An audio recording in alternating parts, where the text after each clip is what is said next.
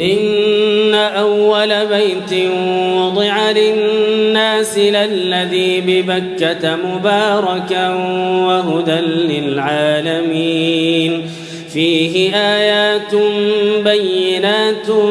مقام إبراهيم ومن دخله كان آمنا ولله على الناس حج البيت من استطاع إليه سبيلا ومن